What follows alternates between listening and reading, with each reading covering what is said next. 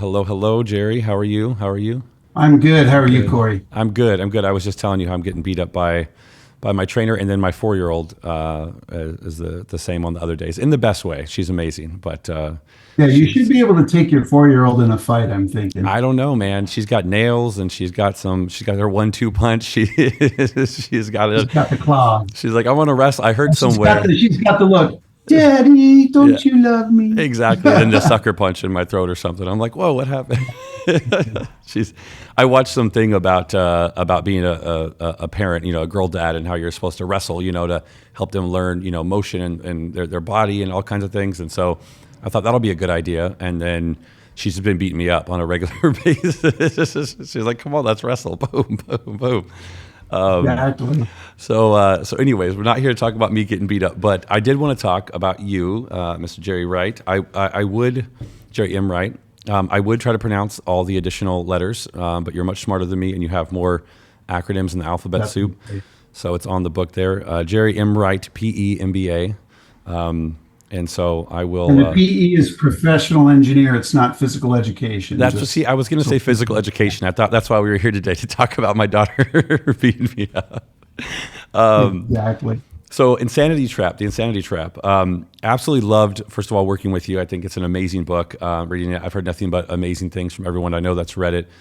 And I want to talk more about the book. I also want to talk a little bit about you and kind of, your history, Sure. what you've done, what you're doing, just so get a little bit more familiar. I know, but for the audience, just dive into it a bit. So, Sure.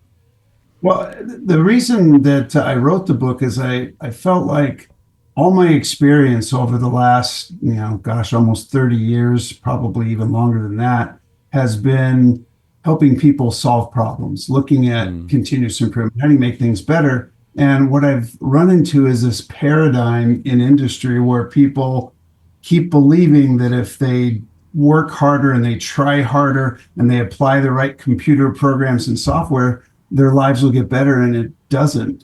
And I felt so bad to see so many people suffering what we've dubbed the insanity trap, or basically the trap they're in. And I just felt I was I had this strong yearning to say, well, I think there's a lot of people out there that don't know any better, and they're just doing the best they can, and they're hitting their head against the wall. And with my time in manufacturing and my time dealing in supply chain, I just felt there was a strong reason to at least get the word out there and help people realize there's another way to go. And I've had the fortune, I guess, maybe it's an unusual thing for some, but I've had the fortune of really good mentors and leaders throughout mm, my career. I started off when I left college. I went to Arizona State University. I started off with Kimberly Clark Corporation. Kimberly Clark's better known by Kleenex and Kim Wipes and all those kind of brands that are out there. They're Kleenex facial tissue, toilet tissue, all that kind of stuff. And Kimberly Clark was a great company to really push learning, push understanding. And actually, they were pushing back at the time. It wasn't called lean because it was before 1996 and the term didn't exist. They were pushing continuous improvement, world-class manufacturing. And in world-class manufacturing, we started studying things like The Goal by Elihu Goldratt. We started, looking at all these different books and how can we do quicker changeover and all these kind of improvements. And so I've had the benefit of having this kind of background around seeing other ways you can do things. And when I come to these companies, whether as a consultant or internally to the companies I've worked for, I'm like, hey, why are we doing things this way? This isn't how they're supposed to be done. And they go, yeah, it is. Yeah, our consultant told us, and it's like, no, we need to do it this way. And it's like, well, but, that doesn't really work. And here's why. And they go, oh, mm. well, you're right. And sometimes I can break through and get to them, and then we can make some changes and get them on the other side. But so often they're like, no, we just need to buy more software because that's what, Gartner Incorporated says, or that's what McKinsey says, or these different think tank consultants, because that's all they know as well. And yet I've talked to Mm. so many other people who said, yeah, we used to have that problem. We went to make these changes, and now, oh my gosh, my life is so much better. And as I think I've told you before, Cody, I'm not interested in selling a lot of books. I mean, that's a nice offset, but I'm really more about getting the word out there and helping people break this paradigm and this frustration and this trap, this cycle of insanity that they're living in. And because I've seen so many people on the one side going like this and pulling their hair out and frustrated and banging on the desk and calling the vendors and yelling and upset. And then now they're like, oh yeah, man, no problem. We got it. Oh yeah, no, yeah. I'm going to go bake brownies with my daughter and then she's going to wrestle me. Yeah, exactly. Yeah. They kind of transform their lives. Now it doesn't happen overnight. It's not like this magic bullet. It takes some time and some perseverance, but usually 6 months to a year later, people are going, how did I ever live that way? Right. And that's part of the reason that, through my experience in manufacturing and supply chain and all that, I've just come across so many different people, and I don't want to have them suffering. I don't want them, to be frustrated with going to work every day. My mom always says, you should like going to work and you should also like coming home. If one of those isn't good, then you got to think about changes in your life. And I think some people say, I like the people I work with, but I really don't like my work. And the sad thing about some of that is some people think that they're doing the best they can, and then they refer to some of these different, as I said, there's a lot of MRP consultants. There's a lot of companies selling software and solutions. I call them the snake oil salesmen of software. Right. And that, hey, if you just buy this new AI, now AI is the big thing, right? Yeah. AI influenced, it'll actually predict the future and it'll help you, solve all your problems. I'm like, really? Okay. Does AI know how to predict the future? It can make estimates. It can make guesses, but it doesn't really know what's going to happen tomorrow. Mm-hmm. I was just talking to a friend earlier. I said, the biggest challenge we have is we talk about weather and what's the weather forecast for tomorrow? The forecast is essentially an estimate. Yep. Let's be real. It's a guess. I mean, and with weather, they have crazy supercomputers and they've got history and so forth. And there's a lot of people looking at it. They get pretty close. Yep. But even then, it's not perfect. And depending on where you live, like you're in Southern California, tomorrow it'll be sunny and mild. That's the forecast every day. It doesn't matter if it's summer, winter, fall, whatever. But if you're in like the Midwest, they go, today it's going to be sunny and then it rains. Tomorrow it's going to rain and it's sunny. And they have just dramatically variable weather. And guessing the future is kind of silly. So why do we think we can guess what our customers are going to buy next week or next month or next quarter, let alone next year, several years out? And it's just, to me, it's so perplexing that people are trying to, peddle this snake oil of, hey, you can guess the future. No, you can't. Right. It doesn't work. It's true. We've all proven it. We've been there. Yeah. Right? And the thing too, especially with AI or even simulations, I was talking to another client about this where it's the inputs, right? So even if you have the fanciest technology in the world or the most advanced AI model, it doesn't make a difference if the inputs are correct. And that's where, again, knowing what those inputs should be, how they should be put in, all those different things that forecast, like you said, has to be really dialed in before you can just magically throw a software and it's going to do a bunch of things for you. Yeah. Yeah, I mean, the software actually works as programmed. The problem is we input the garbage in and then we get the garbage out. The forecast is wrong.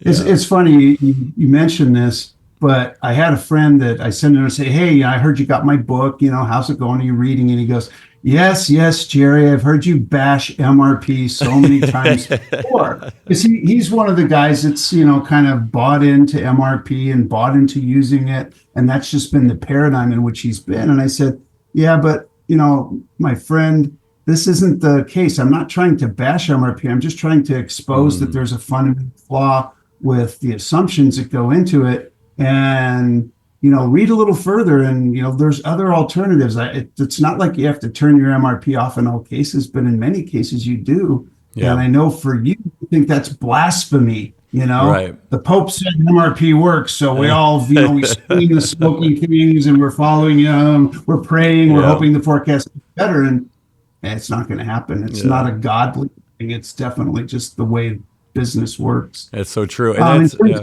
ahead. Go ahead.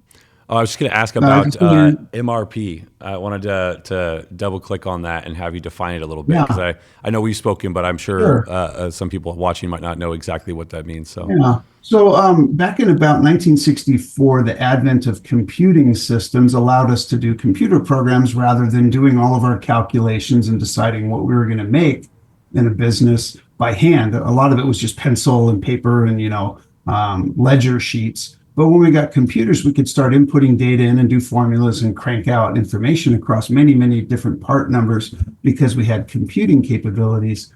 by the 1980s, those computing capabilities came off mainframes and went into PCs. In addition to, we had the Oracles out there and SAP starting to launch and become more popular. Well, one of the modules within an enterprise resource planning system, which most companies use to do their finances, their transactions, take orders, all that kind of stuff, there's an element called material requirements planning. MRP is how it's commonly referred to.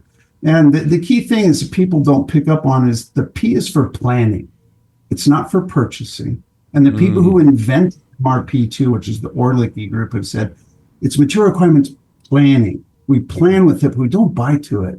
They don't actually recommend it. People who invented MRP don't buy with MRP, buy to a min-max, have, stability and all that. And they actually advocate I'll call it a newer version of MRP called demand-driven MRP, which basically institutes Kanban or min-maxes, like little supermarkets everywhere, that are based on consumption and not based on guessing. And when people do that material requirements planning and they suddenly turn it into material requirements purchasing or procurement, now they're buying stuff with guessing. And when you buy stuff guessing, you're going to have too much of things you don't need and not enough of the things you do need. And that kind of, I'll call it, ugly canyon of, I got way too much stuff over here. We got to reduce inventory. But wait a minute, I got shortages over here. I need more inventory. You start getting into this cycle of insanity, and then you're starting to expedite stuff, and you're trying to get rid of things you don't need. And this little, whirlpool of obnoxiousness or absurdity continues, and people get frustrated. And MRP has been taught in schools, here's what you need to use, but somehow it got bent or it got misunderstood along the way and didn't become planning anymore. It became procurement, and people would buy stuff. And, here we are in, it's almost 40 years that we've had MRP2. The way that people use it today has been in the market. And I would say, and this is just an estimate, I'd say probably 70 to 80% of the people using their enterprise resource planning system in MRP are using it incorrectly. And they think they're doing it. And that's it's such a powerful thing. I was listening to a couple different VC guys talking about companies that they'll invest in, right? And looking at how the founders will manage the companies, and to your point, what consultants they'll bring in. And a lot of times, and you have an MBA, so it's like you've been educated, but you've also done the additional research of not just this is what we've always done, right? It's like just because we've always done it this way doesn't mean we're always going to do it that way, or it's always going to work that way. Or to your point, maybe that's not even what they meant when they actually invented the thing.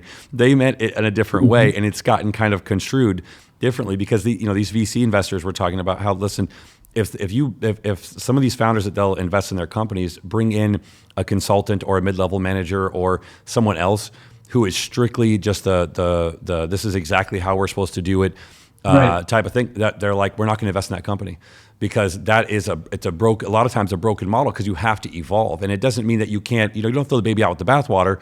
Obviously there's a lot of good things, but there's these key aspects in business, and specifically your business that you're talking about, is that you have to know how to evolve this, how to shift it, how to change it, and not just say, oh, well, this is what I was taught, this is what it has to be, because just because it's done that way doesn't mean it has to be that way. So, yeah. Yeah. I think what was interesting, I started working a number of years ago, almost 4 years ago, with a very large medical device manufacturer. They're in the revenue neighborhood of about $8 billion in total annual revenue. A couple bucks. Startup, really. A couple bucks. And I've worked with various size companies. Costco was one of my clients for many years, and they're 125 billion in revenue. But we were dealing more with leadership and continuous improvement, not so much inventory. But when I got to this company, they said, hey, our new VP who's in charge of operations and supply chain wants to go Kanban. He wants us to go to, min-max supermarkets. He wants us to get away from MRP, and we need somebody to kind of help us and educate us. Could you be that person? He said, sure, I've done this a bunch of times and happy to help. And because it was such a big venture, I spent some time about 4 years ago when they first asked me. I said, I'm going to go back and do a little more research and find out where this, the origins of these challenges came from. And that's when I did this research and found out that the people who invented MRP2, they're the experts, the Orlicky group, Orlicky. They wrote the book. They're on their fourth edition. And every time you look at it, it says, yeah, you plan with MRP. You don't buy with it. And here's how you should buy. And then I show people, I go, here's the book. And they go, what? I mean, it's almost like they're dumbfounded. It's like, they said, don't do it this way. And I think they've kind of got to the point where, yeah, we don't even bother to tell people anymore. We've been fighting this for 40 years and we've got some converts and they're extremely happy. But when I did this research, I went and I actually designed a game for the team to learn how it works. So we made a board game. They were making a medical device product and we made it just like their business was. And one of the VPs came up to me and she goes, okay, I've asked this question at every Gartner conference I've been at for the last, couple of years, and she went to several of them. And Gartner is known for IT and consulting and capabilities. And there's nothing against Gartner. I'm sure they're doing a lot of great things. But she goes, here's the question I want to ask. And she asked me a question. I can't remember the exact nature of it. And I said, oh, yeah, well, it's Bob. She goes, oh, you're the first person who's actually answered that question. And I've asked like 10 people at these experts at these conferences, and you're the only one who gave me an answer that I actually understand and could actually give me an answer. And I go, oh, okay, well, maybe I need to go to Gartner conferences and find out what's going on. But, she was just kind of dumbfounded. And so here they have all these other consultants. They can work with big firms, have dozens of people, and they got me with my little business. And they go, no, we want you because you know what you're doing. And it's like, wow. And it took them about 3 years to make the conversion to get away from the way they were doing it to the new way. And they're so glad that they did. Amazing. And I get nice accolades and comments on a regular basis and say, hey, we're doing a pull system now. We still have work to do, clearly, but we've fixed so many things. We have almost perfect inventory. We never have back orders. It's so rare that we have anything. And before we were carrying way too much inventory in. And I think that's the thing that's the most maybe incongruent is people think, well, more inventory is better, right? Not necessarily. And even the famous guy people have heard of Taiichi Ono. He was one of the architects of the Toyota production system. He said, the quote isn't exact, but it was, the more inventory a company has, the less likely they have what they need. And I went, oh, it's kind of paradoxical. We're saying, yeah, if you have too much inventory, it means you're probably not managing correctly, and probably means you got shortages somewhere. Such a good point. That was kind of what he was saying. And that's the case. And so these companies they have outside warehouses. They have way too much inventory. The racks are full. And yet every year they're writing off stuff that's now expired, or they're writing it off because it hasn't moved in 5 years because it was purchased with a guess 5 years ago. And realize, well, we've carried it all this time. We've counted it. We've, paid for the space that we stored it in and moved it around in some cases. And now we're going to throw it away. That is like the most expensive possible way to manage inventory. It's such a huge waste. I was going to say, it's such a huge waste because in the company you spoke of, the medical company, besides it being such a huge waste, they were, and from, if I'm understanding right, the new VP that came in was just about to literally switch what they were doing to just go into stores and kind of get rid of MRP to a degree because of the just kind of black hole of not understanding it and it being so mismanaged, which is what so many people are doing. They're like, let's just go a different route versus, and that's, I'm sure how many people do that. And these huge companies, small companies are just like, let's just let this whole thing go, destroy this, let this go and do something entirely different with it instead of just understanding. And to that quote you mentioned, understanding what the actual numbers are, what does it really look like, and where are we blind and just taking these guesses and shots in the dark, really. Yeah. And I think it's challenging because so much of the supply chain and inventory management expertise has been indoctrinated in this paradigm of you always use MRP, the computer does all the work for you. And, the computer obeys dutifully, but if you give it garbage, it's not exactly, do much with it. And the company I was mentioning was fortunate. Their VP had worked at another company who had converted to pull and converted to Kanban, while it had, adjusted and basically turned their MRP into a planning tool, not a purchasing tool. There you go. And so he knew what he wanted, and that's why they said, "Oh, now we want to have you help us out." Oh, that's great. An interesting anecdote. I was just talking, just in the last month, I was in the Bay Area with another medical device, a med tech company. Very profitable. They're doing really well. And I talked to one of the guys who worked in the supply chain area. And he goes, Jerry, thanks for, I just finished a module on Kanban and why MRP has challenges. And he goes, I just want to share something. And I go, what is it?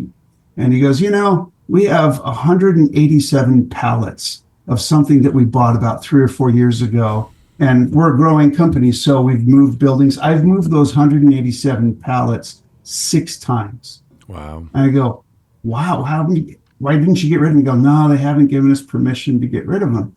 And I go, well, why do you keep moving them? It's like, because I have to. And so you count them. Yeah, I count them every year, sometimes twice a year. And then I move them and they take space and I could use the space for other things. And they actually brought one of the VPs down and said, see these pallets? 187 of them. I've moved them 6 times. We've had them for 5 years. We've never used one thing off of them. Can we get rid of them? And the guy said, sure, I'll get back to you. And he never got an answer. At least up to this point, he didn't. And that's kind of the challenge is that, you get a warehouse, you put stuff in it, and then don't worry about it. We'll look at the write-offs down the road. And I just think that's criminal. I just don't think that's the way you want to do things. It really is. It's not only just like that. I mean, yeah, you can get some write-offs on it, but think of the loss of time on salary or hourly or the shipping or the storing, or add up all of that waste to a company, not only to the bottom line, but to the employees, to the time, to everything. It's just, it's a huge number for a lot of companies. And something that sounds like no one really wants to look at because, just like that VP, I'll get back to you. The reality is, you take the write-off, Corey, and the write-off's the value of the inventory. Let's say it was 150,000. They take that write-off, but they don't take the write-off of all the times they moved it, all the times they had to count it, all the times it was taking up space for something else, the lease cost. They don't write off the whole thing. They only write off what accounting will let them write off. And so there's so much hidden waste with all the challenges of having too much inventory and outside warehousing and one of my previous mentors, and he was my manager for many years, he goes, Jerry, I read your book, and in my estimation, and this guy's very knowledgeable, he's been in the industry for 40 years, he goes, in my estimation, it's probably trillions of dollars have been wasted worldwide, not just in the US, but worldwide, in buying stuff we didn't need and then scrapping it or throwing it away or having some problem. And people can go back and go, well, yeah, how much do we write off every year? And I know a local biotech company here in San Diego, they're pretty big. They're around 8 billion as well. And they write off about $25 million every year. Wow. In excess inventory. Now their product has expiration dates to it. Mm-hmm. It's not something you can store it forever like these pallets this one guy talked about. They have, diagnostics and testing and things like that. They have expiration dates. So after 5 years, if they can't re-sterilize it or do something with it, they have to chuck it. And 25 million? And that, I would take 25 million. And then you think, so there's 25 million on the write-off. So then to your other point, what can't be written off?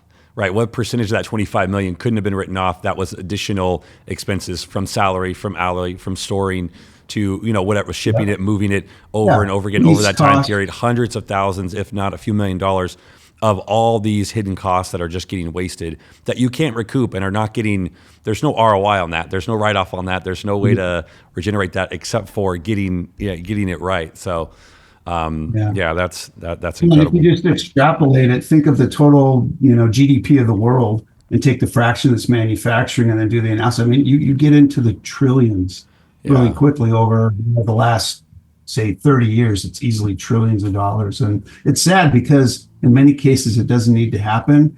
But to be fair, and a lot of reasons people are putting resistance up is they go, oh, he doesn't know what he's talking about. We're the expert.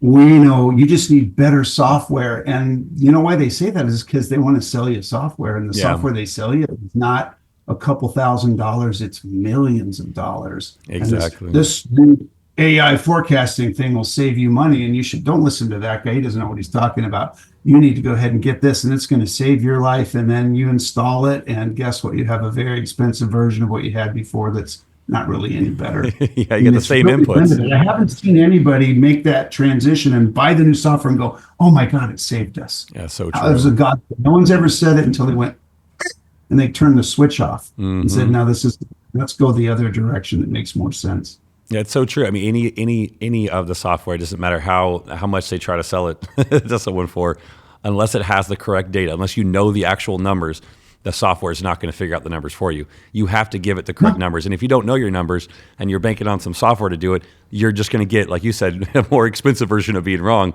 over and over again. Yeah. That's it. Yeah. And it's funny. And I've seen this in so many cases, and I've asked a lot of people, and the best I've ever seen ever in a forecast for the future of what was going to sell was a guy who worked at one of the divisions of our business. He did surgical implants, so hips, knees, and shoulders.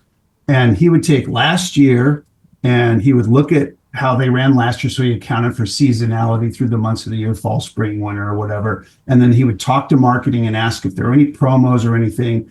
And then he was a supply chain guy. He wasn't in marketing or sales, and he would say, okay, this is what we're going to do. And he was about 85% accurate. Wow. And 85%, and the inventory he was storing was around $40 million total in inventory. So what's 15% of 40 million? 6 million. Yeah. So even with that level of accuracy, he was still off by 6 million. Oof. And it's like, and he's the best I've ever seen. The best. When they talk to my other friends who've been in supply chain for years ago, what are you guys typically running in your forecast accuracy for stuff? And they go, 60, 70%. I'm like, what? Not like 80? No, 60 or 70. And I'm like, oh my gosh. And if you have any inventory issues, if you have any miscounts, you have any bill of material things like the recipes to make your product are incorrect. And then physical counts, like people, go out and count inventory if they missed something. You have all these little detractors that take that number of 70%, and pretty soon it's down to like 65%. And you're going, how are you managing a business at 65% accuracy? And yet so many are. And they wild. Hey, rent another warehouse, pay some money to the expediting, and then deal with the customers on shortages. And they almost always have both. It's so why it's like exact. It really is, and it's one of those things because those costs, like that loss, gets passed down to customers because they go, oh, we need to make better profit margins. We need to do this.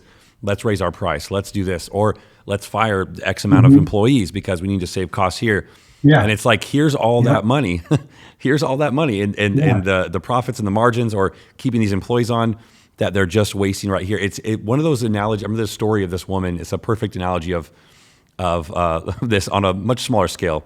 This woman was making Thanksgiving dinner for her family, and she was making a ham. I don't know if you've ever heard this story. She made a ham, and she chopped off, got the ham. She chopped off the bottom and the the front and the back of the ham, and then put it into the oven or however she cooked it. And then her daughter, who was like 8, said, Mom, why do you do that? And she goes, oh, well, that's how my mom's always done it. I don't know. So then the daughter went to her grandma and asked her, and the grandma said, oh, I don't know. I mean, that's just how my mom always did it. So the daughter went to the great grandma, and the great grandma finally turned and goes, oh, that's because my pan was only this big, so I had to chop off the front and the back so I could fit it into the pan. Yeah. And no one uses that pan anymore. Yeah. But every generation has just been chopping off these extra parts of the ham for no reason because that's what they saw someone else do without ever questioning. That's not the way. Yeah, it must be what we do. And you're just wasting all of this excess food because they saw someone else do it. And this is obviously a much smaller version of that story, but it's the same concept. Yeah, you're in a paradigm because that's what you learned. Yeah. And 40, you can get paradigms forming in a year or two. Imagine now I've got 40 years of resistance, of people saying, you got to do this. No, we're going to do this. And this big fight between software and technology and practicality. Mm-hmm. And most of the car companies out there don't have this issue because they've copied or looked at Toyota and looked at Honda and Ford and so forth and said, oh, we have to manage differently. And they're talking about really big components that you can't just have hanging around. Yeah. And that's why they get delivered. They basically have windshields, tires, seats, and everything delivered every hour or two. Wow. It's because you can't store it everywhere. So they don't have those kind of problems. But the average make to order, business out there, they just have so much inventory and they're swimming in it. And like you said, it's like cutting the ends off the ham. Well, because we got to run the MRP. And so, well, it's wrong. Well, let's run it again, but we make this tune-up and we'll make this fix. And it's like, oh, just stop. Yeah. I remember when we said, and this was a long time ago, it's almost 25 years ago, we said, hey, we're going to unplug the MRP. It's just not working. And we had spent a lot of money on our new enterprise resource planning program. It's probably several million back in the year 2000. And they said, you can't unplug it. It's like, well, yeah, but it's not working. You have to keep running it. This was IT, this was finance. And so we go, well, we're just going to unplug it. And fortunately, the chief operating officer and the SVP said, yeah, we're unplugging it, guys. And we were careful about it because we actually put a Kanban system in place. We had 2 bins of inventory. Actually, had 3 bins, which was too much. We figured out that was too much. but we got it all set up. And then once we unplugged the MRP and we stopped following it, over the next 6 months, we were basically able to take all of our back orders to That's zero. amazing. And we made custom orders. We made, I want to say we made about 6 or 7 thousand different products, and we shipped several thousand every day. And we went from having 40 or 50 back orders due to component shortages. We didn't have this screw. I didn't have this washer. I didn't have this, lead or resistor or whatever. They pretty much all went away because we put everything on consumption usage. And he goes, so what do you guys do? I thought you guys unplugged the MRP. Did you turn it back on? I go, no, we unplugged it. They go, well, how are you eliminating back orders? There's way too many calculations. When I go, well, it takes a little while to set it up, but once it's set it up, it just kind of runs itself. It's really easy to go, what do you mean it runs itself? I said, well, because it's visual. It's visual bins. It's simple. We're not putting garbage in and garbage out of the computer. The nice thing, and I like to tell people about this in a pull system and a combine, is if your bill of material is wrong, or your inventory counts are wrong, or your accuracy of what you think the features will be wrong, it doesn't matter. It's completely relevant because it just does everything based on consumption. If I use screws, then I get down to a point, it reorders them and gets me more screws. Doesn't matter if the bill of material is wrong. I still have screws. Where in the past, the screws, the inventory count, which was almost always wrong a little bit, and then it would place orders for this, and it'd come in, and then they would say, well, we didn't use any last month because somebody actually took a bag out of stores and put it at their workstation, and then no signal was sent to order more, and they said, we're out. I go, well, get them from the stock room. They don't think we even need any, and it's like, you just go through all these machinations of it's almost incredible how much challenges are out there. I think our business world and our lives in the year 2024 are more than complex enough. Wouldn't you agree? So true. Absolutely. There's a lot of technology, we drive basically computer cars that have navigation systems and can ask us what coffee we want and take us to the closest restaurant and tell us when we need to do maintenance, and your tire is low. You need to go put, we have these amazing technologies and capabilities, but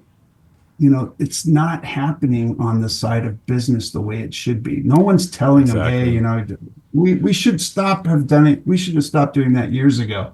Some people are, and great. I'm happy for them, but it's not big enough yet. 80%, 78%. They're still going the way they've been going for years. They're chopping off the ends of the ham, put it in the oven, and wondering why they don't have enough ham. Exactly. Wait a minute, they bought a pound ham, should feed everybody. Yeah, we cut off a pound, half pound on each end, so we're a little. Yeah, just because they saw someone else do so then what they do? They buy 2 hams, and they still cut the ends off of both. You put them both in the oven at the same time. You're like, no. Just so we can get enough ham in here. That's so true. Yeah, I was talking to another client about this, especially with technology. It's like technology is great when it serves the people. When it has it's human first, and it has the inputs that are going to actually benefit all of us. A lot of technology isn't that. It benefits itself, or it benefits whatever company or whatever app or whatever thing or software that is selling it, right? If they're making money off it, that's their end goal. So whatever they need to do to drive that to get that profit back, that's it. So when technology can serve people the right way, then it's gonna work. It's gonna be efficient. It's gonna make sense. But like you said, there's very few people that are actually out there doing the necessary things to actually push that forward and to make things make sense. And I think to the point of the waste, there is entirely way too much waste. I mean, not even just like the business cost, but you think of the environmental impact. You think of all these different impacts of things being wasted, and the customers paying more, employees getting laid off, all these different things that are just getting tossed out the door because people just want to cut the ham. That's it. They just want to cut the ham. Ends up, and I think it's important to have a perspective of that these programs that are sold to companies, they absolutely work correctly. In most cases, they work correctly. There's nothing wrong with them, but the fact of the matter is it's just so much better. Just use it. And once you start putting your guessing in, it all goes to crap. That's it. Yeah. But if it does work, it calculates, it runs everything. I mean, there's nothing wrong with it, except you're not supposed to use it in the way it's being used. And I think that's the part that I'm most concerned about, because I remember doing some research that the software industry that is basically pushing these solutions and wanting you to buy them is somewhere in the neighborhood of about 75 to 80 billion in revenue value. So they want to sell you stuff. If you don't use it right, that's not really a big concern of theirs. So they don't want me telling people, yeah, you don't need to do that. No, that's not, don't upgrade. That's not going to help you.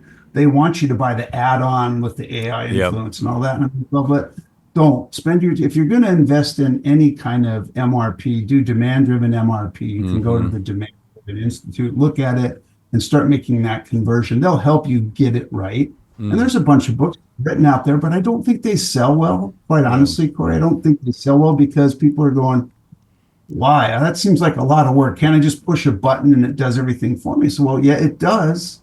But when you put those couple inputs in that are not correct, the forecast, Yep. push the button, it you garbage in, garbage out kind of thing. Exactly. That's I'm sad that that's the case because think of not only the sustainability side of throwing away stuff that you shouldn't have made in the first place, but shareholder value.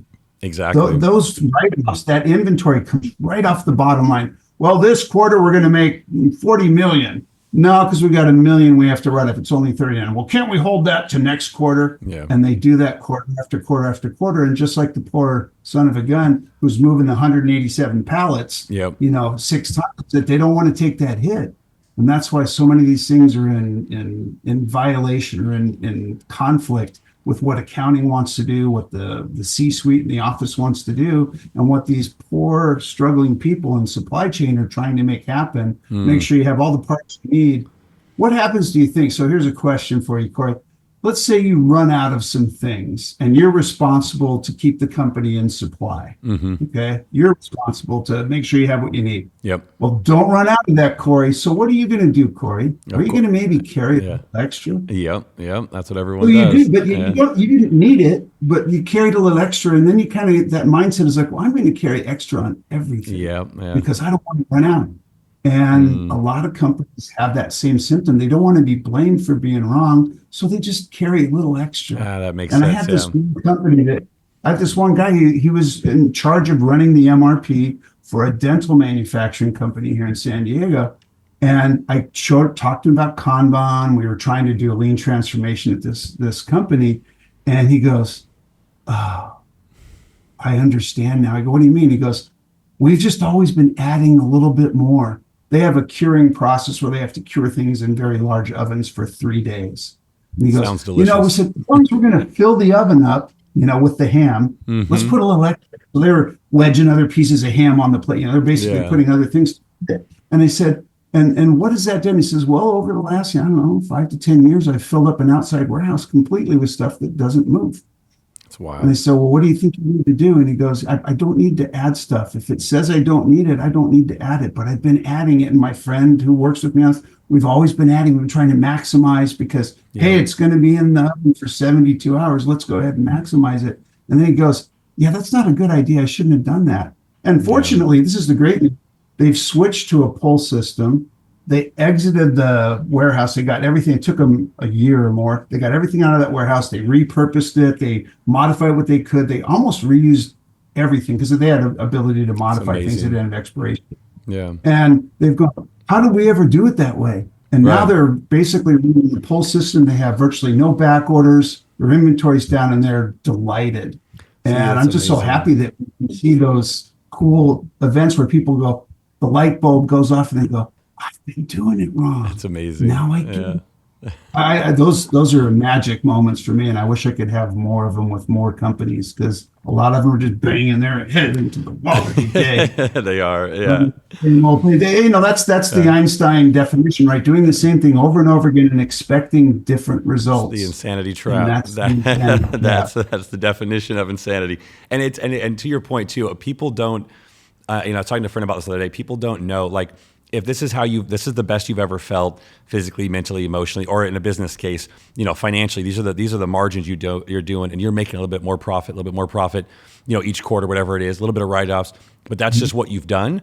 That's what you know. You don't know how bad it is until to your point of your story, until they get out of that and they realize, oh my God, like I can feel this good. I can have a business that's this profitable. I can have only a tiny bit of waste. Like I can have margins like this. Then you start to realize like, how was I living like that? And so it's the same thing as an individual as it is for a business. You kind of have to, people have to learn to know that it's possible to have a business that doesn't have that much waste, that you don't have to have that much storage, that you can, there's a way to do it without being completely insane and having it work. Yeah. Yeah.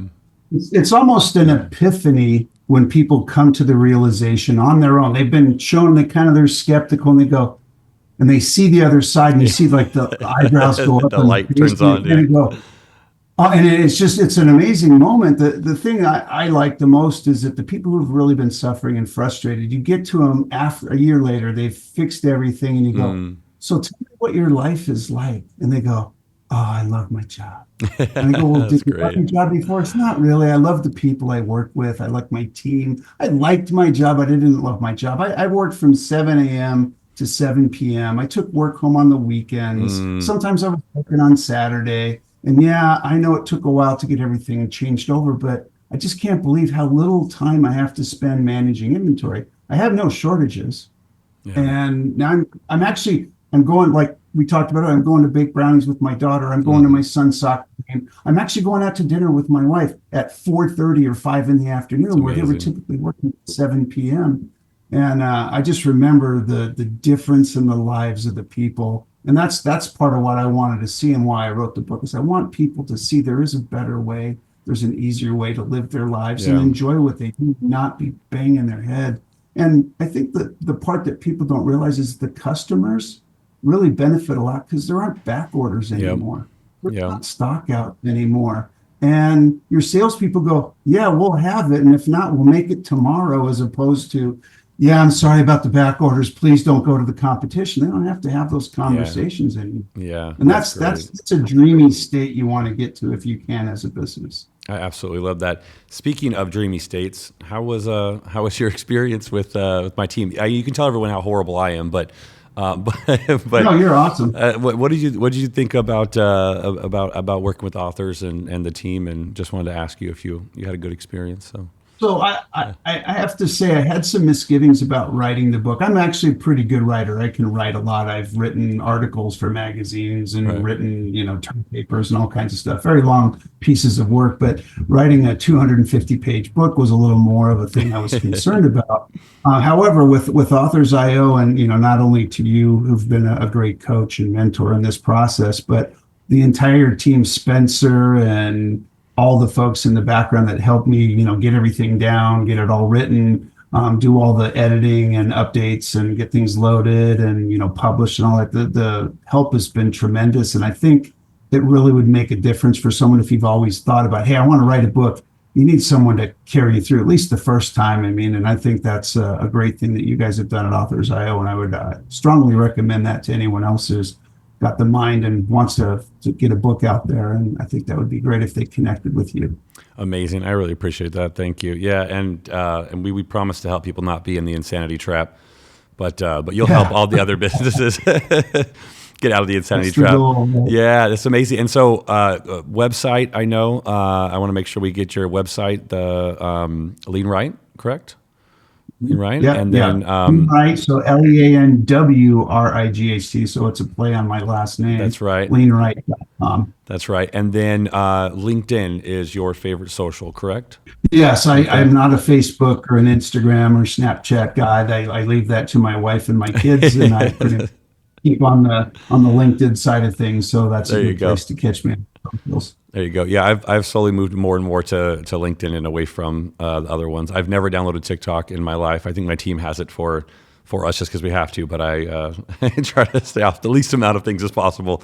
I'm not ready to do a dance video for the insanity. I just don't. Yeah, I don't think anyone wants to see me try to do it at all. And by the way, that is not a picture of you, nor is it of me or anyone in our team. I thought this was a portrait of a person on the of cover me that's pulling her out. Of me trying to dance on TikTok is what it was. No. I was sending a client this reel that I saw on Instagram of, I think I told you about this, of Jerry Seinfeld. And it was said business owners trying to be content creators in 2024. And he's like, what are we doing? What are we doing? Yeah. Everyone's What are trying to we make doing? a reel or a TikTok or a dance thing instead of do the actual work and not have the insanity. So, yeah, thank you so much for coming on. It's always been a pleasure talking to you. I could talk with you all day. I love the work you're doing. I mean that, and it's talking to you just brings more clarity. I always say, you're much smarter than me, as are most people that we work with, which is what I love. And and thank you. And but the work you're doing though, it's the ham. Stop cutting the ham, everybody.